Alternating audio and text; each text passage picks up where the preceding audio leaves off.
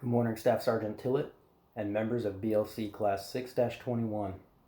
I'm Sergeant Rattay. Today I will be giving a brief on leadership styles. This brief will be unclassified. Allow me to orient you to today's task, conditions, and standards. Task: you will receive a brief on leadership styles. Conditions: we are in a distance learning environment. You will be receiving this brief on your own personal viewing device. Standards: you will walk away today with an understanding of leadership styles and their applications. Our agenda for today is as follows. We'll cover the directive leadership style, the non-directive leadership style, the combination leadership approach, followed by a summary and conclusion with a period for questions at the end. Allow me to introduce our topics for today. We'll be covering the directive leadership approach. This is considered a hard approach based on the leader's authority and presence. The leader issues clear and concise guidance for quick and effective results. We'll also cover the non-directive approach. This is considered a soft approach specific to an individual subordinate. It is conversational in nature and nuanced to consider the subordinate's point of view. However, this approach is time intensive, may not be applicable for all situations. We'll begin by covering the directive leadership approach. There are two subcategories to directive leadership. The first I'll be covering today is corrective training. The leader applies his or her intellect and experience to teach and demonstrate a task to standard. Once they feel the subordinates have adequately observed and absorbed the task, the leader will supervise and refine as the subordinates execute.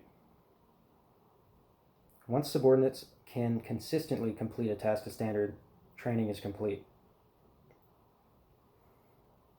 The second subcategory of directive leadership is the command.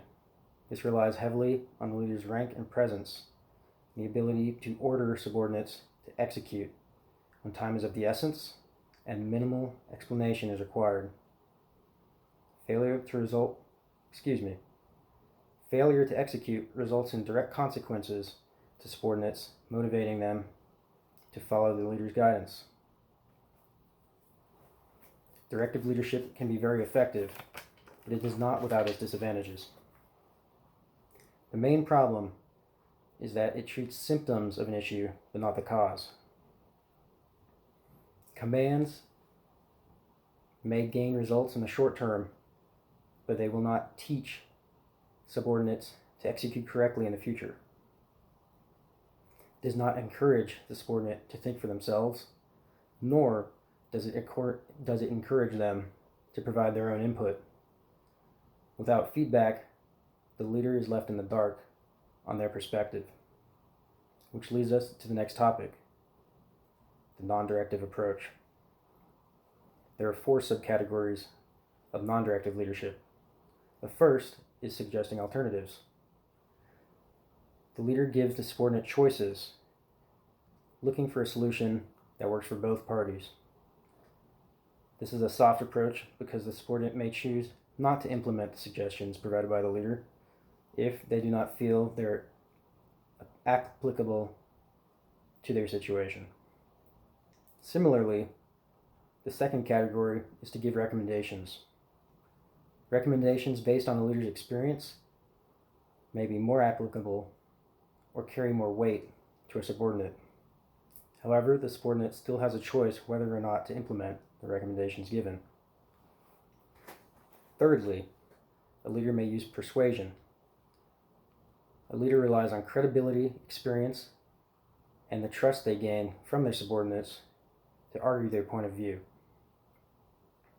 And finally, a leader may advise subordinates to execute a task the way they see fit. This is based on experience and insight and is usually a knowledgeable conclusion. It is the second strongest form of leadership, second only to commanding, because it does not carry the weight and authority of legal orders.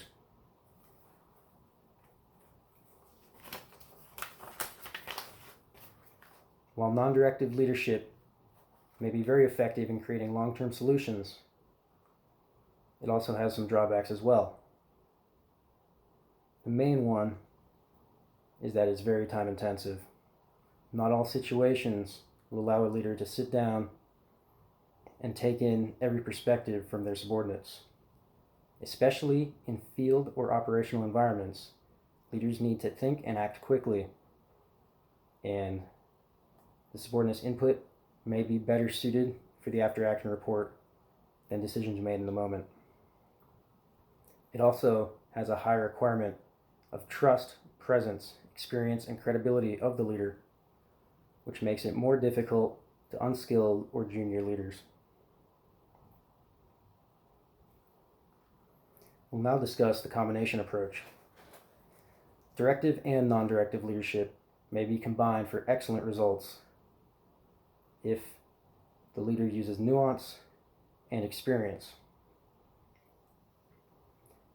Communication and maturity are two of the main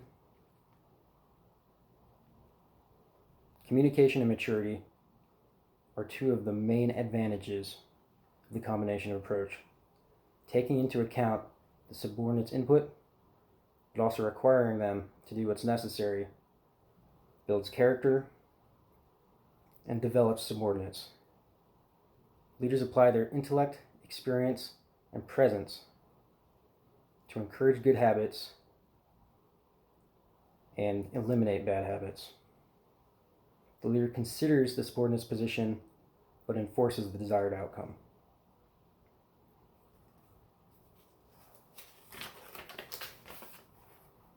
In summary, directive leadership is a hard approach which demands that subordinates follow a leader's instructions to the T. Non-directive leadership encourages subordinates to follow a leader's guidance, but does not require it.